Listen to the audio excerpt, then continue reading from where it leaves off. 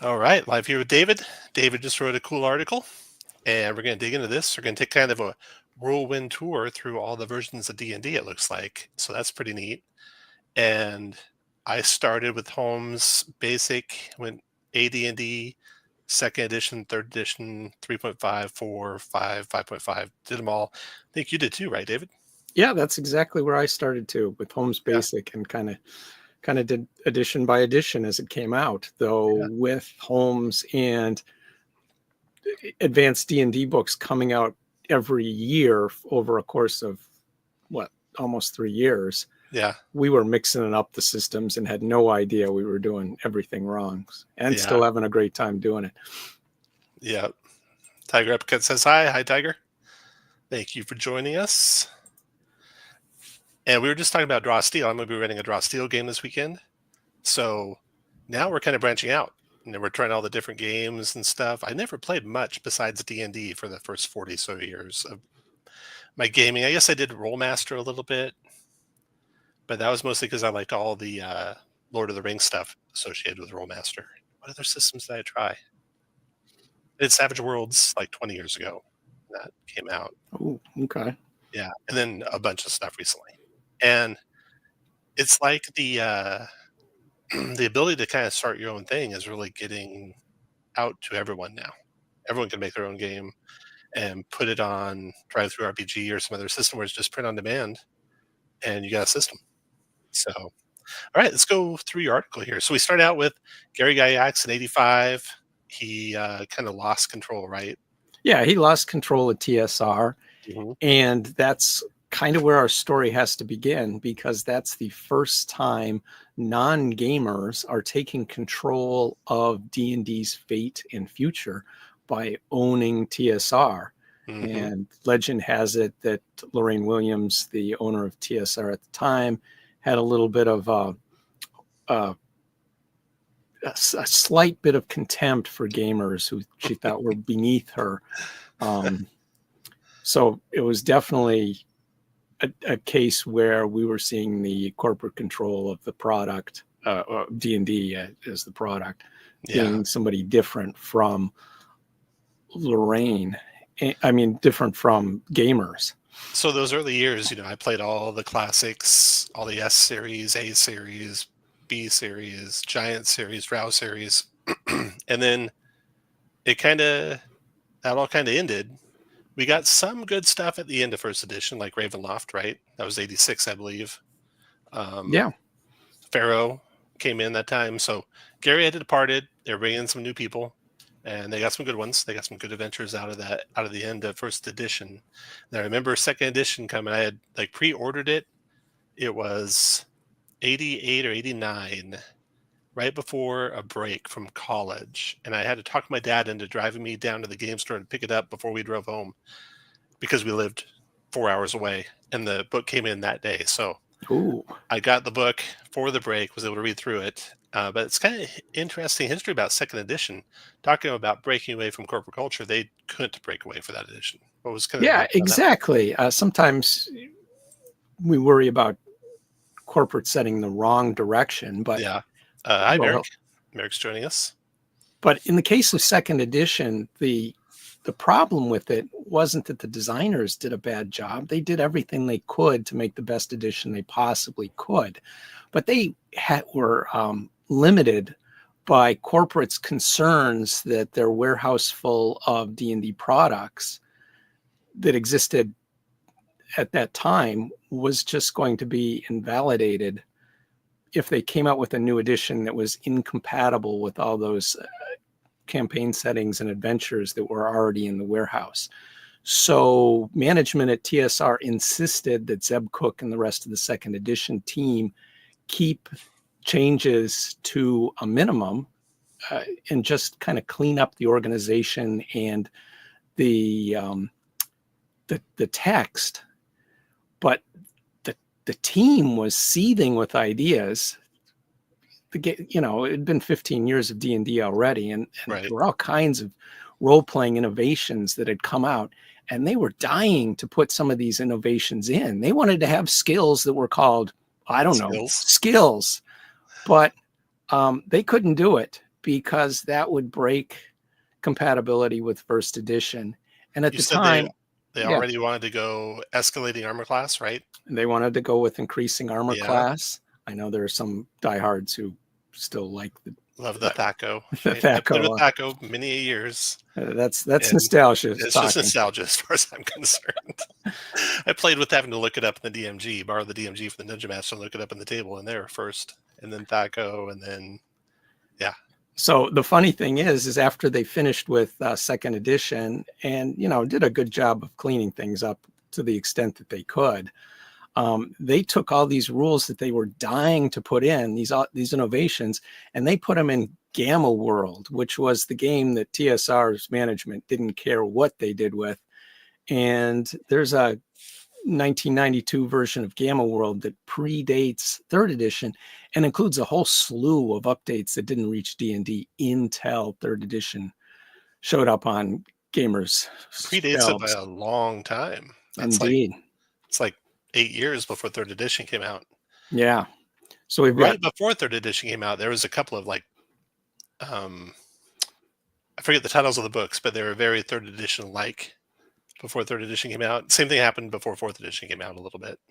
right. There was like a book called Combat and Tactics. Yeah. I could be wrong with that. Remember But that was really big on introducing a grid. And if I remember correctly, that introduced innovations that we became familiar with, like opportunity attacks and such. Mm-hmm. So it was a big step forward. But what the second edition team was struggling with is as they added all these things to the system that weren't in the core books, they couldn't make other products. They did a little bit, but generally they tried to refrain from making other products that would use the rule innovations that appeared as the edition evolved. So, I think there were a couple of D&D adventures that referred to combat and tactics, but by and large, that edition had to. There's Merrick. Thank you. Yeah. Player's Thanks, option Merrick. combat and tactics. That they couldn't use those from product to product. They all had to live on their little islands. So they were very eager when third edition came around to pull in all that stuff and have a baseline that they could use in all the D&D creations going forward. What's your website where you have all your articles at? Me? Yeah. dmdavid.com. Okay. For those watching who haven't seen it, go check that out. There's lots of good after the video. There's lots of good articles there. And so you got lots of quotes here. Where'd you dig all the quotes out from? I have this habit of socking away quotes as I see things that are interesting that tickle my interest and writing them down. Or when I watch a video, I'll kind of make a note of things that people say that might be something I might want to bring up on the blog. But that, in a way, led to this article. I had all these quotes, but I had floating around in my brain a potential post where I talked about our new 2024 edition and how some of the new editions in the 2024 release had this whiff of things that were added in a discussion with marketing, where they insisted on new features that they could use to sell the new books to gamers who already had 2014 and needed a reason to update. So I had that, but it wasn't really a post. And then I was looking through my my OneNote of ideas for future posts, and I came across this quote that I'd socked away, that D&D is always better when its corporate parent is ignoring it. And I thought, well, first of all, I didn't know who had said that. So I asked, on various social media who wanted to take credit for it.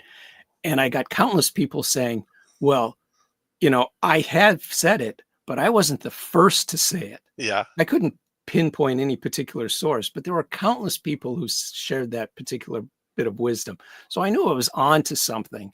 And it also tied into some of the reasons why I think 2024 is sort of a mixed bag of things that are great refinements and additions, and possibly you can weigh in on this, possibly superfluous additions that maybe diminish the overall product. Well, let's reel it back to second edition for a very similar thing. They pull out demons, they pull out devils. What were they thinking? Well, they were thinking that every concerned mom in America was worried that Junior or their kids were playing this game that would lure them into some sort of satanic cult. Yeah. And the last thing they wanted to do was cause an uproar that they didn't need, headaches that they didn't need, by having things that concerned parents could point to and say, well, there's demons and devils. This teaches demonology. And I know I look people. back at my first edition books, and it's like, I'm glad my mom didn't look at these too closely, because there was a lot of toplessness in here. And but my parents were pretty enlightened, and they didn't really care too much. But it was a running joke with our family. It was really funny. In the 80s, my dad would say, "So what are you doing today, Tom?" I'm like, "Playing D&D." "Oh, devil worshiping?" I'm like, "Yeah, devil worshiping." He's okay. Have fun. Didn't you have a story about somebody who evaluated your play Yes, to make my sure that it grandmother, very devout, was went to wholesome church enough? multiple times a week, very concerned about my safety and my soul, making sure it didn't go to hell.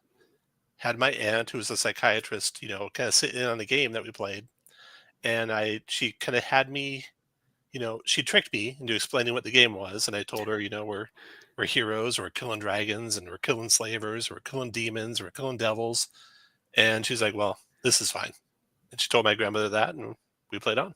So yeah, it was certainly a thing. I mean, some people, have recently said that wasn't a thing back then. Oh, it was a thing. It was, It yeah. was. And I even had a friend who he could come over and play, but he couldn't tell his parents what he was doing. If they found out, he wouldn't be able to come over and play. And, he had the books and they made him get rid of them. So it was unfortunate. Yeah. Yeah, it was a rough time for some kids. Couldn't get to and you look at the cover of the DMG, it's, a heroine, scantily clad heroine with some demon holding on to her. And it's like, wow, my mom didn't look at these very carefully. I'm glad I'm glad she just let us play. So they took demons and devils out, but they're still there. They just gave them a different name. Eventually, Tanari and Beta Zoo, is that what it was? they reappeared as Tanarian. Yeah, I think you're right. And I don't think they were they, they had the monstrous compendiums, right? Remember those, all loose leaf? And I don't know if they were in the first monstrous compendium or not. I think it wasn't until like the second or third they started showing up. I don't think they showed up until 93 or something along those lines. Yeah. Yeah, I can addict. I grew up in the Bible Belt. It was definitely a thing. Absolutely. Okay, so second edition. Now all of a sudden, second edition is kind of, tailing off, but they're trying to keep it going with product line after product line after product line. So those product lines didn't get a lot of scrutiny. Tell us about some of those, David. Well, the one that got the most accolades was the Planescape setting, which just earned some gushing reviews and was perhaps one of the worst selling, despite its creative reception and how fondly people tend to remember it. I think a lot of the reason why people remember it fondly is because there was a Planescape Torment game. Anyway, video game, yeah. The Planescape team, who were kind enough to reply to my question about D&D and corporate intervention, was definitely of the opinion that the product was better because it was so low on the radar. At the time, TSR was struggling. They were veering towards bankruptcy. About the only thing that was making any money consistently was the book line. So this little campaign setting was deep down on the radar. Yeah. And it gave the team a lot of freedom to, sort of innovate and try a lot of different things that were very creative and, in retrospect, really well regarded. Thanks for joining us, Agile Monk. Tiger Uppercut. Let's go in, Tiger. he may be summoning a demon, but at least he's out of my hair for a few hours. Yeah. I mean, I grew up in the time when it's like you leave and you come home when the streetlights come on and ride your bike as far away as you want. Yes. There was no supervision when I was a kid, but that was all before D&D. And then D&D came out. That was in the 70s, and D&D came out for me. I started playing in 79. That's the first time I saw it. Okay, so there's these systems, and you write about Planescape. I wonder if a little bit Dark Sun was somewhat like that too, because that was a pretty novel, innovative system, and I don't know that it would fly in any way as the main system. Even Oh back yeah, then. definitely. It was well regarded and definitely a creative win. Yeah. On the other hand, somebody mentioned Spelljammer as a system that might have benefited from this, but it doesn't really match the timeline because Spelljammer, I think, came out in 1990. It was just a year or so after second edition came out, and that just, I just marvel at that, because usually as editions go on, the campaign settings and products that go with it get more and more far afield and more fanciful. If anything's fanciful, it's Spelljammer, and somehow it came out just a year or so after second edition. So yeah, I wonder if it was in the works in first edition time frame and they end up holding it. So the line, Planescape's not doing good, TSR's not doing good, 97 they're near bankruptcy, and now comes third edition. Right, and Peter Atkinson, then CEO of Wizards of the Coast, that was had an almost license to print money at the time with the Pokemon card game and also the Magic the Gathering game, Lightning in a Bottle. Wasn't it just Magic? I think they had the Pokemon license. Oh, here we go. Okay, history note. Demons removed in 89 to a release, returned as Fenari in Outer Planes Appendix. So you're right. It was several iterations of the Monstrous Compendium before we ever saw them again. A few years before Planescape. Yeah. Thanks, Nice. Merrick. So Peter Atkinson was a huge D&D fan. He started Wizards of the Coast to make RPG products and was thrilled by the opportunity, a lifetime dream come true, to take control of TSR, rescue it from bankruptcy, and then guide D&D third edition. So this is a little bit of an exception to the rule, because there's nobody more corporate than the CEO of Wizards of the Coast. But they were privately held then. I don't think they were they publicly held then?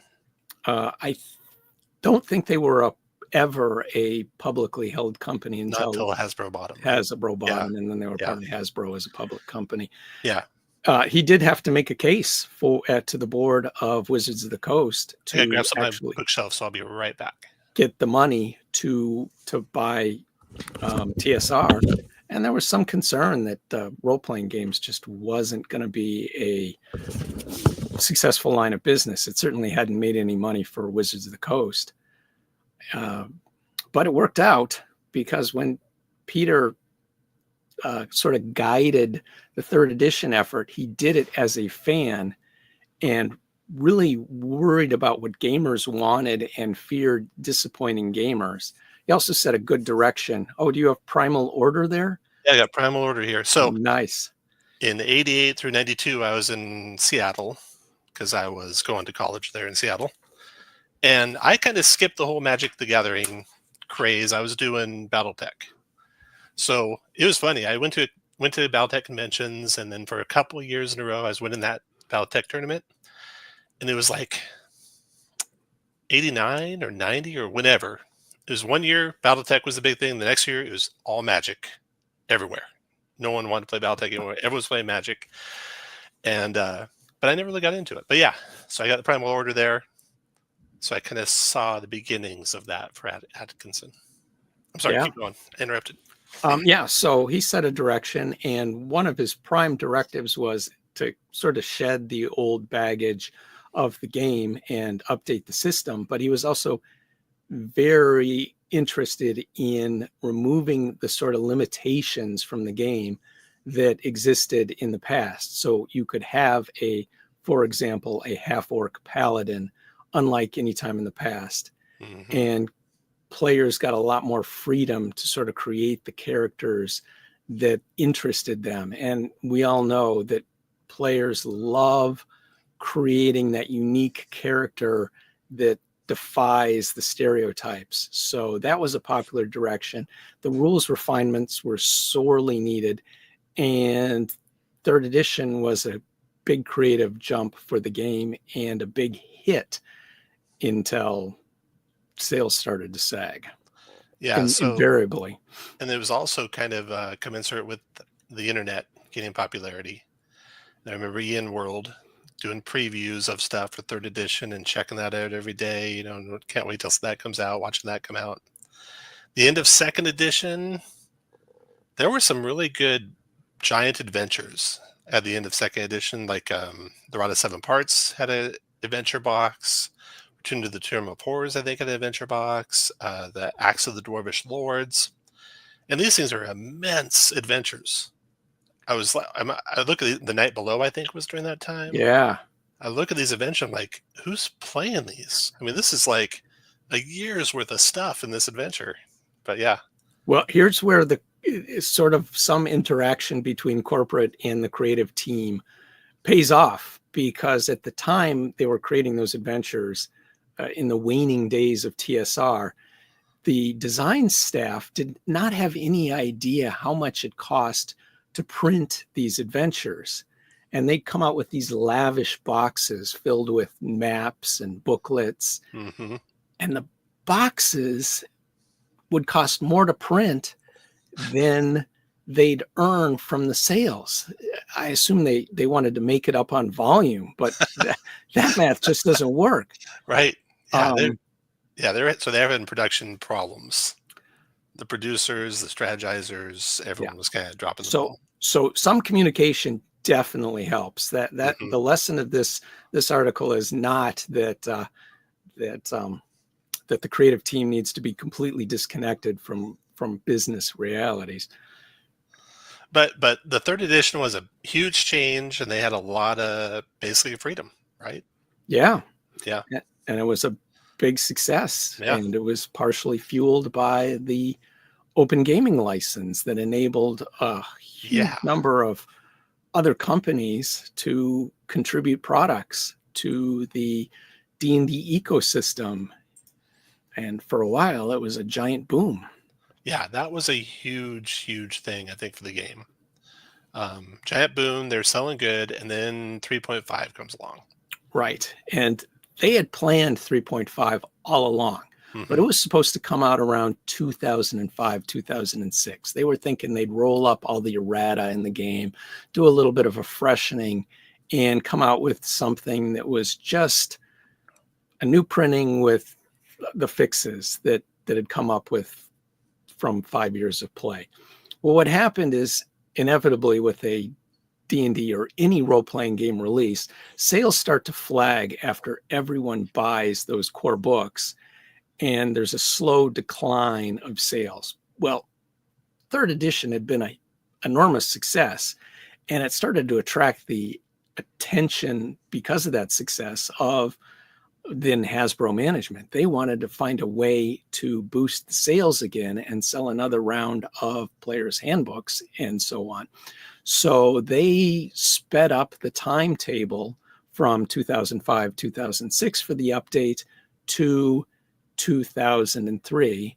And the designers felt that they had a directive to introduce more changes to the rules than would normally need to take place just for a freshening, for errata and so on, to guarantee that everyone had to buy a new set of core books or they'd be left behind. Well, as soon as 3.5 came out, all the past products were instantly outdated, and suddenly all these shelves in game stores filled with compatible products had a whole bunch of useless, nearly valueless inventory. the market crashed. It didn't. There was a temporary boost to D&D sales, but it didn't do enough to arrest the decline of the edition, and it certainly ranks as a low point for D&D when Wizards management decided to get involved and tinker with this plan for 3.5. We had Ben Riggs on, who had a lot of data from this, and the data, or he had inside, quotes from, gosh, I forget who it was, who basically estimated they'd break even. You could not print 3.5 and make as much money in 5 years as if you did print 3.5. Because, yeah, it'll boost a little bit of sales, but it'll cost a lot to make. And sure enough, that's exactly what happened. And that was his prediction for 2024. That'd be the same thing. And so we'll know here, maybe in a year or 2 years, you finish your article with, you're going to want to talk to these people again here, in 2 years, 5 years. Very similar path except for the time duration, right? Right. They did wait for 10 years. They waited a long time. A lot of the circumstances feel very similar to 3.5. We'll get to that. Yeah, let's not jump ahead here. Okay, so 3.5 is kind of just, limping along. And now they're coming up to want to do 4th edition. Yes. And what was the drive there? What was their, what was their direction there? Well, by this point, you may remember this. Everybody who was a fan of fantasy gaming was probably in their basement playing World of Warcraft because it was booming in popularity. There were a surging number of millions of players playing World of Warcraft. And people who were playing D&D at the time were talking about, well, we were playing with our group, but now nobody wants to come because they're all playing Warcraft. So it seemed like a dire circumstance from a perspective of tabletop players.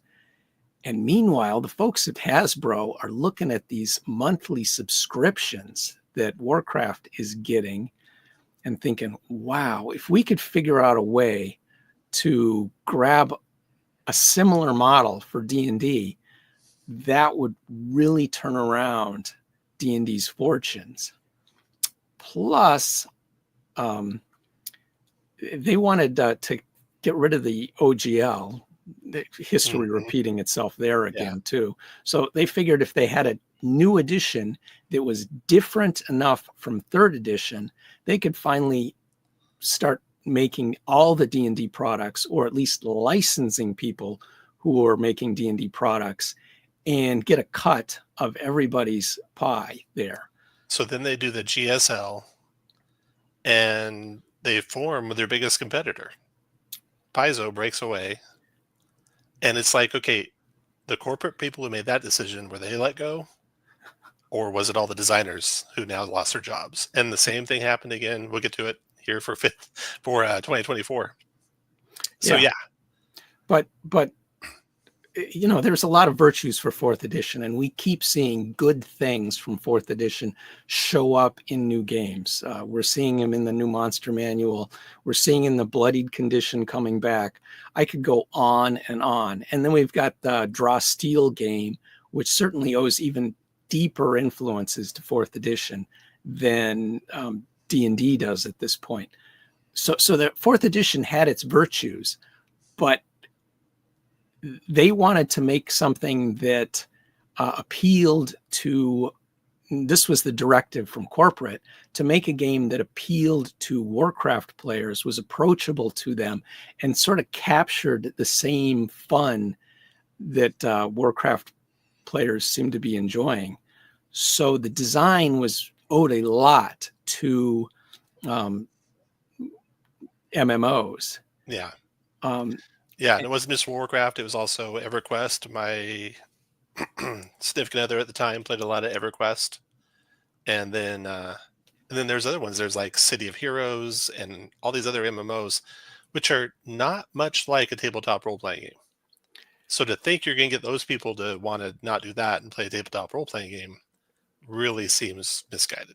That's exactly what the D&D team realized in 5th edition, because if you want to sell people on tabletop role-playing games, You've got to create a game that really leans into the virtues that can't be duplicated on a computer. And that means take advantage of having a dungeon master who can make judgment calls about all the sort of weird situations that can come up in the game, and then create a game where people can do crazy things with, say, their spells, and you can rely on the DM's presence to just have mayhem at the table, Yeah. which can be so compelling. Yeah. But instead, fourth edition to some extent steered into the sort of thing that it can't possibly do as well as a computer game. And did you find any like quotes or input from any people involved in fourth edition? It was like, we didn't want to make what we were making. no, I think they were all enthusiastic about it. Yeah. They tried to make the best game they could. I mean, I know they tried to do the best they could, but Right. were they concerned the direction was just all wrong? I don't think so. Yeah. In retrospect, they felt like they'd made too big of a jump and that the Yeah. audience was not ready for it. And that absolutely proved to be correct. But they were excited about taking all the weaknesses of D&D that we still, live with, the 5-minute adventuring day and on and on and on. Yeah.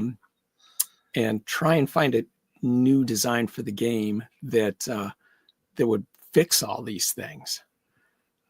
To some extent, they succeeded. Yeah. I mean, it was a wholly different game. So everyone who played it that came from third edition, it felt very different. Absolutely. It's like you're picking up a different game. You're not playing D&D anymore, except it's labeled D&D. Now, does it stand on its own? Yeah, it was pretty good, right? Yeah. The main fall down I had was it got to be boggy because things just too many hit points, not enough damage, and combats would kind of just slog on. And there's too many conditions to track, so that'd be turns would start taking forever, right? And Yeah. I like a quick cadence on a Yeah. role playing game, and it definitely wasn't a quick cadence. I remember running a lot of convention games for fourth edition. And one of the things I noticed is that I had to pace my table based on the character archetypes at the table. If I had a lot of strikers, I knew I'd have more time after the combats to run other stuff. But if there was a whole bunch of, what are they called, leaders? Yeah, or so controllers. You have a bunch of controllers. They wouldn't be doing enough damage to speed along the combat. Yeah. And I had to rush things on and worry about how much time I had. That's a really good point. Merrick said I managed to DM 2 4E campaigns to 30th level. One of the versions that tended to run best with fewer players, for sure. I mean, we had, great times playing 4th edition. We played in all the D&D tournaments at Gen Con and such. And there was a lot going on with a character. I remember making a high level, tier 3 character, if that's what it was called, 20 to 30th level characters. And I'd have like a list of like maybe 15 different triggers that I'd be watching for all the time. The 15 different triggered actions that high level character would have from all their abilities and all their magic items and everything else like that. So there was a lot to that game. Right. And the design team kind of ran out of runway. So it didn't reach full maturity until the D&D Essentials came out. And by that time, it was too late. Yeah. Yeah. They learned a lot with Essentials. And I don't like games like 4th edition and Pathfinder, where the difficulty class of things goes up as you go up. It's like, no, I want to get better at doing things, not be doing the same things just as bad. Well, so yeah. That sort of bounded accuracy would be a great subject for a future guest. Yes, it would. We're lucky enough to have Mike Merles on the show or something. Just yes, indeed. Spitballing. Yeah, epic tiers. Okay, epic tiers for 4E characters. Okay, so 4th edition comes out. It breaks apart. It tries to do GSL, buy corporate, trying to steal back, take that back. Just not seeing the value of it. It's amazing that they don't see the value of it. It's like, you're too short-sighted because they don't get the game. I don't think they're, they're not into the game system and the game, how the whole, what do I want to say? community works and everything lifts each other up. Instead, they just see it as being stolen from, which is dumb. Yeah, there's a powerful network effect that D&D benefits from.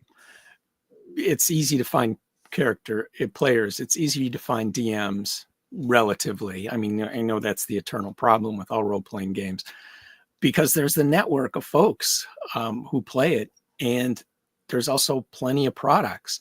If you're interested in crafting rules, I suspect you could go on DM's Guild and find a half dozen of them.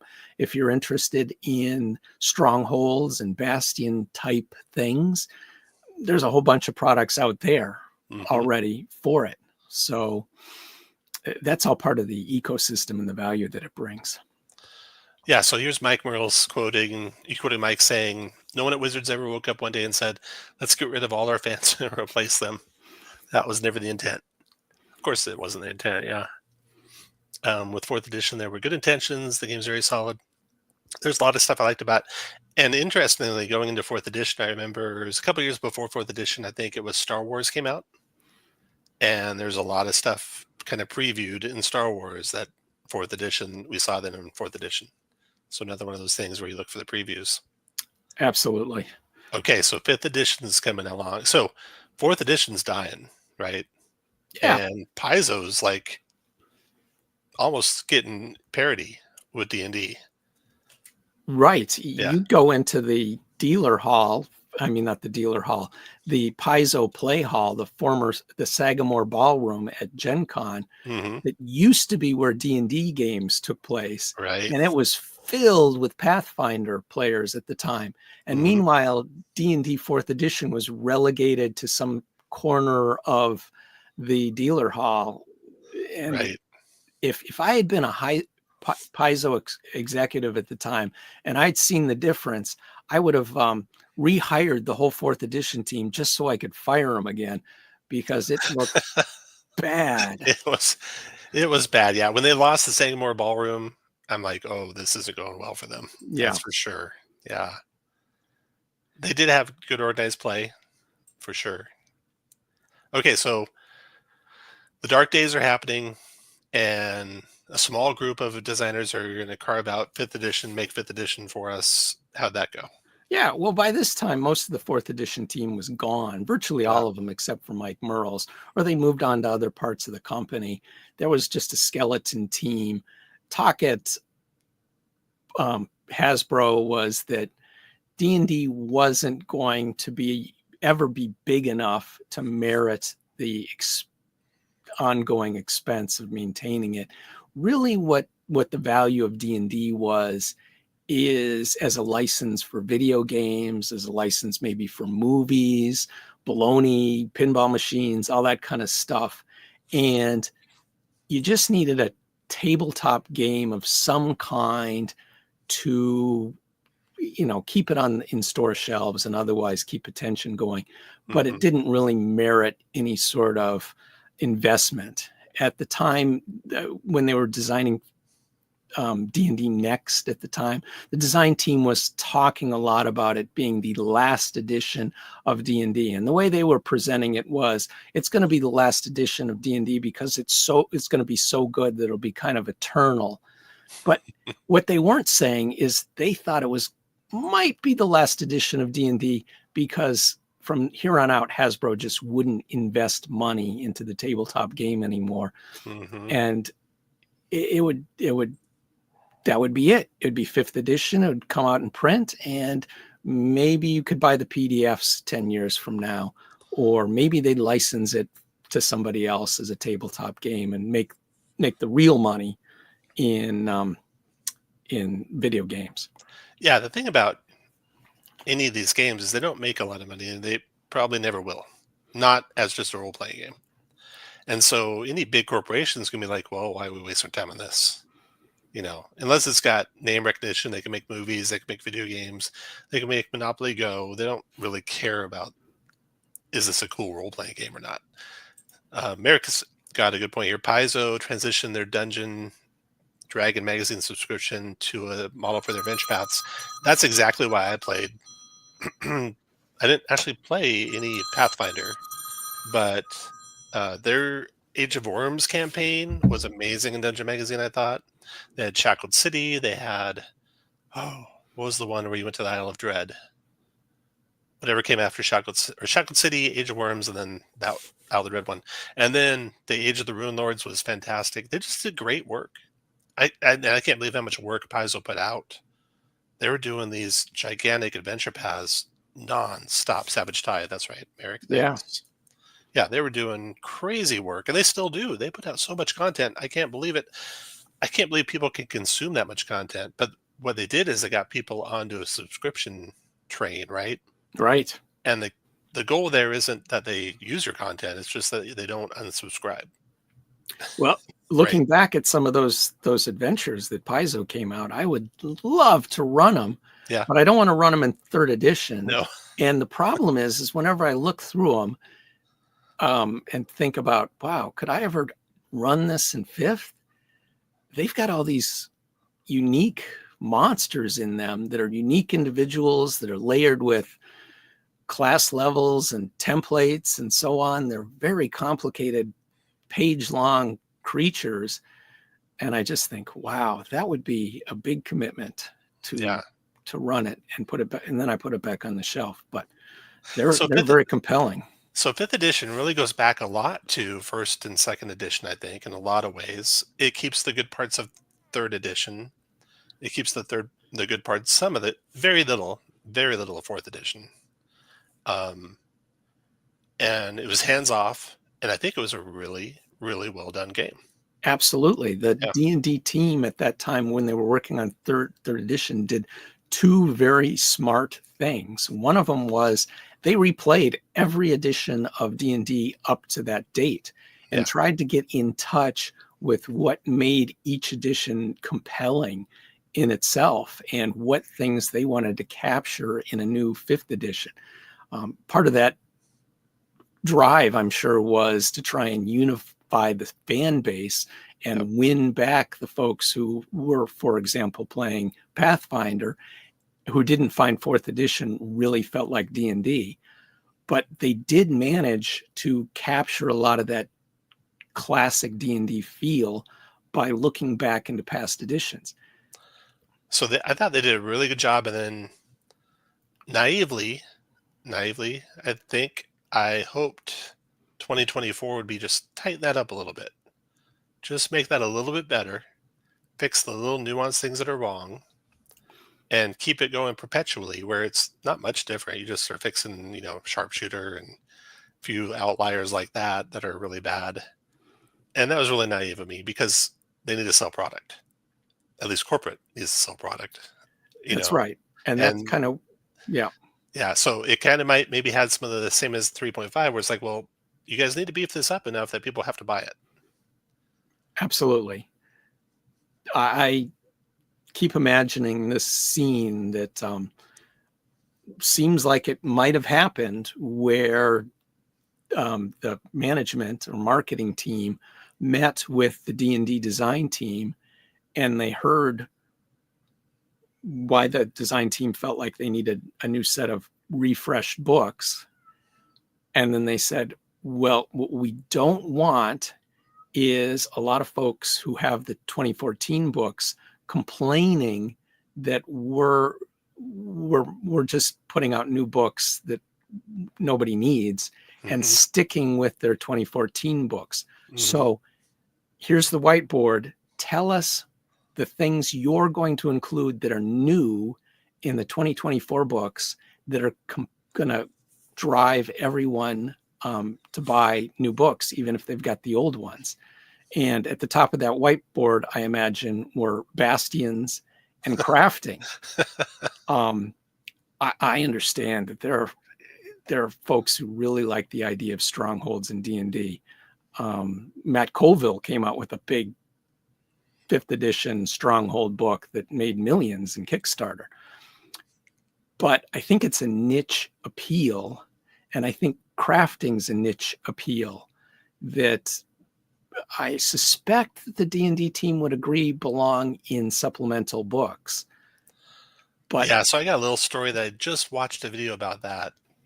So I remember, first edition, pulling up the DMG and drawing out my castle and figuring out how much gold I'd have to pay for it. But I never came up in the game.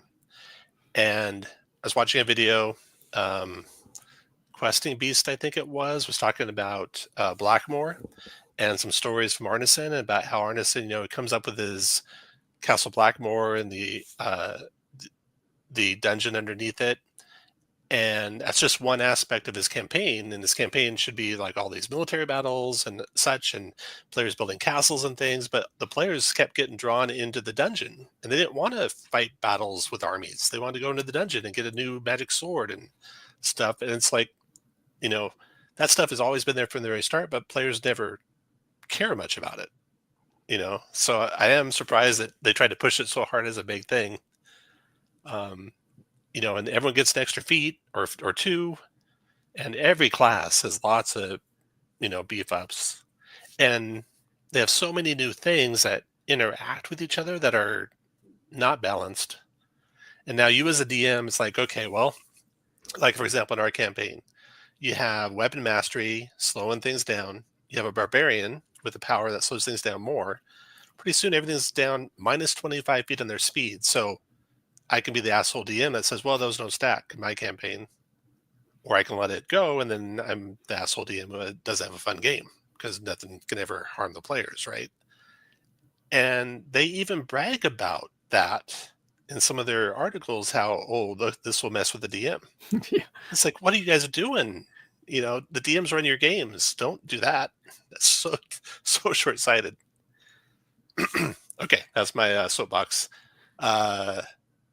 Tyson has, draw steel. Let's see. I really want MCDM to look hard at the Pathfinder Society model for draw steel. It's so good. We're gonna have James Introcaso on next week, Tyson. So come on, tell James that directly. Because they're already looking at what they're gonna do next because they're feature complete, they say on draw steel. So I'm not tired of you saying it. You can say it anytime you want, Tyson. I think draw steel is perfect for organized play model. And then let's see. Merrick says, I ran a weekend adventures 5e campaign where each session was an expedition to Castle Greyhawk and then a week of downtime between sessions. Interesting. Yeah, that'd be cool. Oh, I was just looking at, so Bastions have been there from the beginning. I think downtime and carousing have been there at least since the start of 5e and probably before that, right? And yet Shadow Dark kind of drew everyone's attention to carousing as if it was a brand new thing, because it was just so much more, I think, well written. The carousing and the players. I went back and looked at the carousing and the DMG, and I'm like, oh yeah, it's always been there, but we never used it because it's just dumb. It's like, oh, you get 3d6 plus 10 gold, versus, you wake up naked and drunk in the castle of the sorcerer, holding the sorcerer's medic, whatever, and the guards are coming. The table that Kelsey did. Just so much more attention grabbing, I think. So I think I could be wrong, but I seem to remember that in Dave Arneson's Blackmore campaign, characters had to spend their money before they got experience points for it. So, and what they spent, I was just looking at that table, and if you think the harlot table's bad, you might want to look at Arneson's table and what he had them doing. It was like, oh my God, Arneson, I can't believe you did that. But that was they're trying to replicate the Middle Ages, right? Shadow Dark carousing gets you XP, which is a big draw. Yeah, that's the other big draw, of course, because you're getting XP from it versus just gold, like in the DMG. But yeah, check out Black Judges Guild. I think did like the first campaign setting or whatever it was called, which is Blackmore. And there's a whole table in there about things you do with your gold and what you have to do with your gold. Wine, women, song, and there's like 4 other things on that table. It definitely harkens back to the pulp fantasy absolutely stuff that inspired Dave and Gary. Yeah. Where, Fafford and the Grey Mouser were always broken down on their luck at the beginning of the latest yarn. I'm working on the carousing tables and carousing ideas and downtime ideas for my game system. And you'll harken back to Conan and his carousing, and he would always get adventures from it. Yeah. in the books. That's where he'd find out where his next adventure was, because Loose Lips would be there, and he'd find out, oh, there's a sorcerer tower over here, and this is how I get into it. Um, so First yeah, fantasy campaign. Thanks, Merrick. yeah. Thanks, Merrick. Okay, completely sidetracked, derailed. Let's get back onto it here. So we're nearing the end of 5th edition. 2022 comes back around. Chris Cox speaks up. Go to take it from there, David. Well, yeah. Sales are starting to decline on the D&D line, despite record growth for 5th edition, driven by, it being a quality game, driven by streaming, giving people a chance to see how great it is to play it, and driven by things like media like Stranger Things and movies. Yep. But inevitably, everybody who's interested in it starts having purchased their copies and starts playing, and they don't need to spend another dime. So sales start to decline. And the management team for 5th edition, I assume, I don't have any sources on this. This will have to wait for my follow-up post 10 years from now when everyone's left the company and is free to talk. But the management team wants to probably come out with the 2024 edition. It's certainly needed for things that for new directions, like making the races more inclusive so that people have flexibility to play different character types. It was interesting how they completely dropped the ball on the backgrounds not being inclusive. It's like, here, you can play any race you want and be just as good a fighter, but you can only pick these backgrounds. Don't get me started, Tom, because I was just talking earlier about how players love playing unique characters. Yeah. In one of the 50 years of D&D streams, we've got Sean Reynolds, a longtime D&D and other RPG designer, talking about the story he's had of multiple people coming up to him at conventions saying, let me tell you about my character. Okay. It's a half-orc paladin. And they're excited about it because, they want to play something that defies the orcish archetype. They want to show that half-orcs can be good, virtuous folks. People love defying the archetype and playing something that feels unique. When you could play a barbarian fairy in D&D, all of a sudden, my tables at conventions were overrun by pixie barbarians, or it was people get so excited about playing something that swims against the stereotypes. And so now we've got these background rules. I get it. The team wants to reinforce.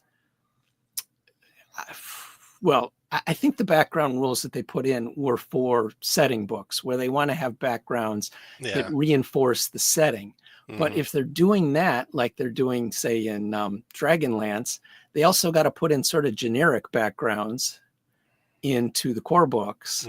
So we get all these backgrounds that actually limit your character options, which is exactly what players don't want. Yeah.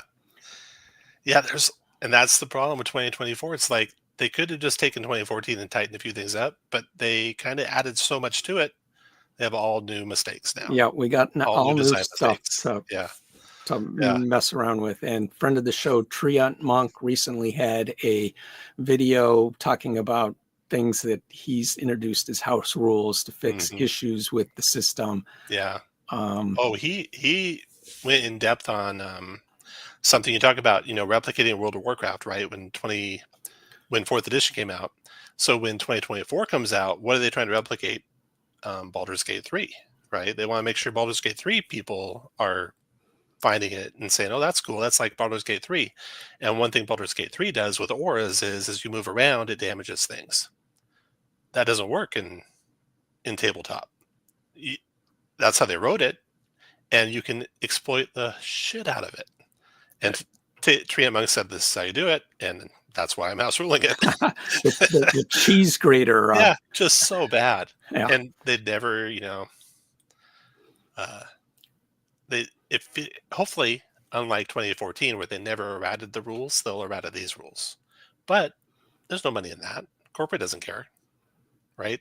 There's no money in errata rules errata, so we'll see if they do or not. This is going to be interesting to see whether they do or not, because um, typically they've been loath to errata 5th edition rules, but occasionally they've stepped up in kind of random ways to do it, because they errated, what was it, Healing Spirit, I think it was one. Yeah. And why just that one thing? I could think of a whole lot of stuff. Not Twilight Cleric. Yeah. Yeah. Okay. Ray Wininger had an interview with Stan recently worth listening to. If you haven't already, check that out. Did they not include rules on creating custom backgrounds in the DMG? They do have custom backgrounds. And I did that from the beginning. I said, yeah, ignore that background stuff. You can take whatever abilities you want. They did, but with no detail past the mechanical. Luke Holbrook, new post. There is the loophole of just using backgrounds from the pre-2024 sources, so that you choose whatever. Yeah. They also don't do a very good job of kind of bringing in the old stuff beyond and keeping it from being exploitable. Chapter 3 of the DMG. Yep. Yeah. And Merrick said they learned from 4E the danger of erratating too much. Oh, yeah. That's true, Merrick. 4th edition was constant errata. I feel like there's errata once a month in 4th edition. Yeah, and then you'd have the problem that I would, well, I didn't care that much, but you'd have people show up at the convention or the game store ready to play their new character from their newly purchased books that they spent good money on. Yeah.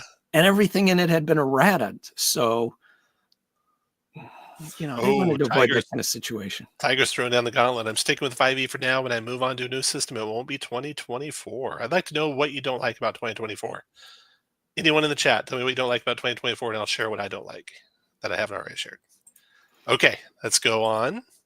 We're talking about, so they clean up some of the rules. They make it so basically your race choice doesn't lock you in to the correct character choice, right?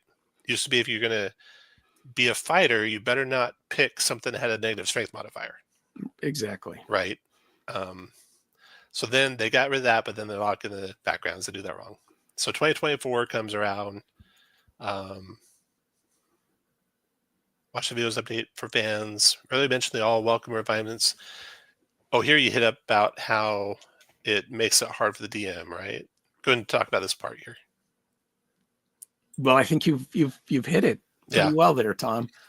There's a lot of things that seem to be frustrating to DMs or just slowing the game.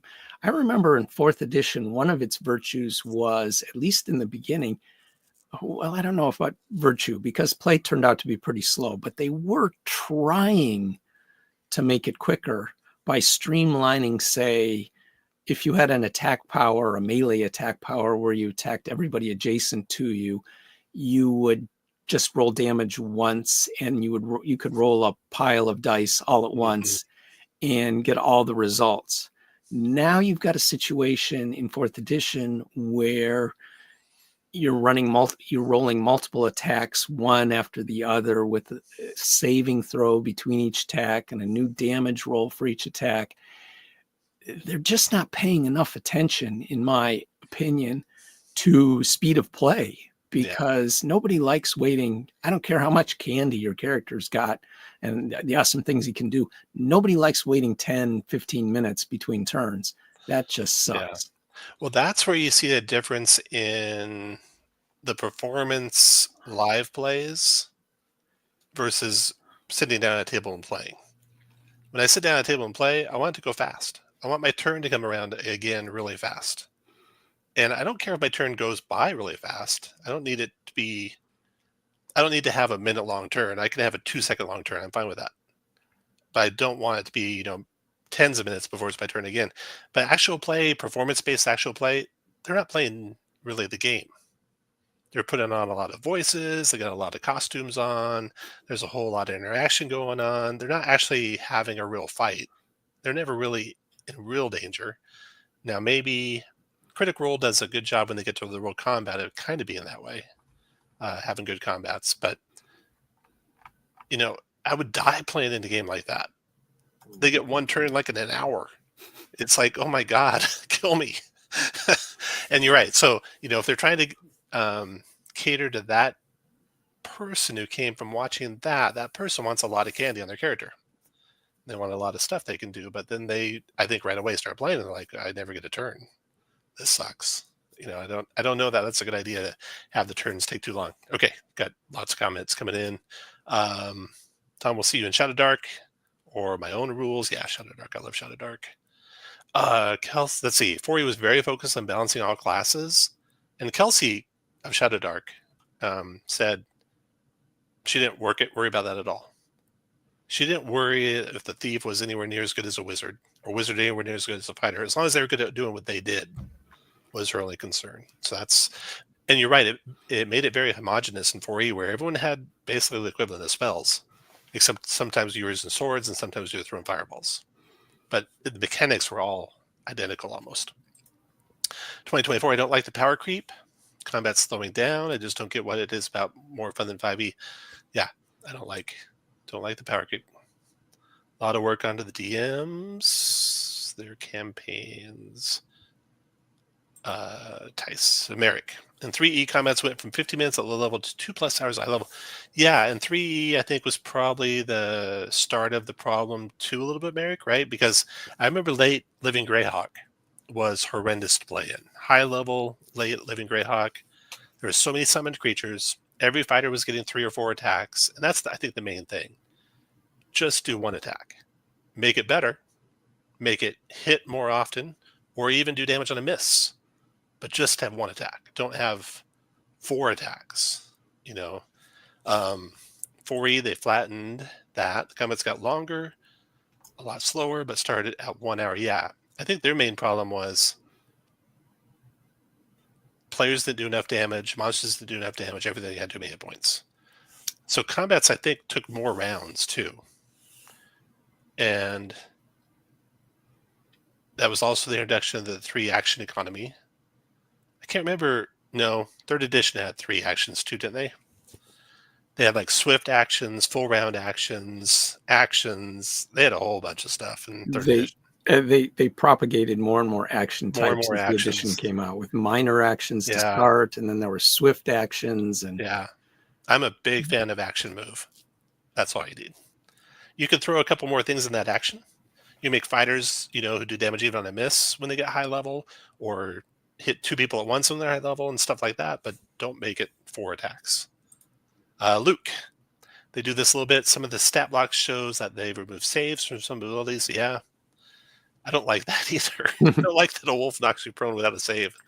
4E was trying to solve the problem of high level 3E play, but didn't quite get to the right speed. Yeah. 3E was perfection. Okay, Dice. I don't know if you played very many high level 3E. Oh man, it was the same as high level anything though. Well, everything since 3E. I don't know that high level 1st edition was this way at all, where it's like you could, an optimized character could just play the whole adventure for you. You could sit back and watch the sharpshooter finish everyone off while you just sat back and watched. But no save speeds things up. It does speed things up for the wolf not to have a save, but I like the players to have a save. I don't care if it's the reverse necessarily, but boy, do I not like players being brought down by a wolf when they're like a 9th level fighter. Okay, that's all the comments. Now where are we at? Well, I think we've talked about just about everything in this post. So did you do a post before 2024 started that says what's going to be in 2024? You have a post like that, right? Your top 10. I don't have a post like that. I did top a 10 post. Goals? Or was that no? No.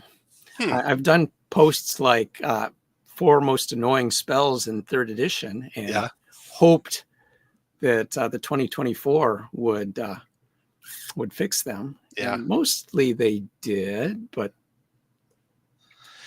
yeah. So 2024 weapon mastery, I don't like the implementation.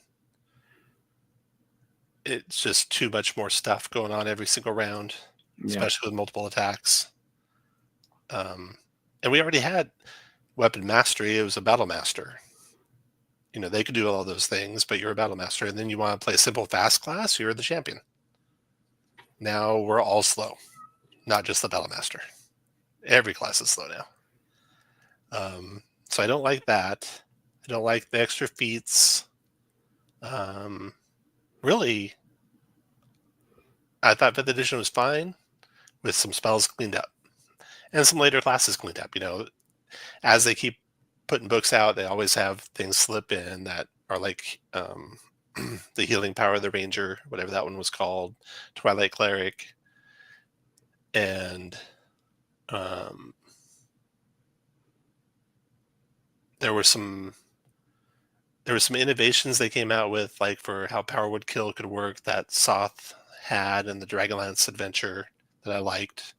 And I wanted to see stuff like that, but it just kind of feels like it slowed the game down for no good reason, except to maybe try and sell more books. Now, I do like the books. They're very nicely written, nicely put together. Now, Merles did say, looking at the Monster Manual, and if we get Merles to join us on a show one time, I definitely want to quiz him on this.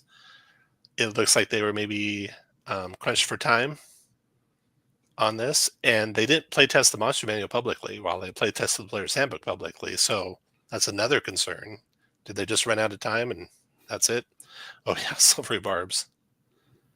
At least not reprinted in 2024. That was a bad spell. So, what do we have going on in the future? And now, and since they tried to take the OGL back, we got so many new systems out there. And the cool thing is they're all, owner driven. It's one person or a small group of people. Even Draw Steel, which is MCDMs, is like a small group of people. They're not beholden to anyone. So they're going to do cool things. So you might not like it. It might not be the game system for you. It might not be the game system for me, but it's innovative and neat the way they've done it. I really like how they kind of turned 4E's problem, reversed it. 4E, you'd Nova at the start, and then just peter out with at wills for the rest of the combat. And that's why they'd seem like they'd drag on and on and on. They reversed it so that you get better and better stuff as the combat goes on, which is really cool. I like how they did that. We're going to play Draw Steel this weekend. I gave David the assignment to make it a 10th level character, and Treant Monk's going to play with us, and Teos is going to play with us, and Will from this FNGM, and Sean Merwin.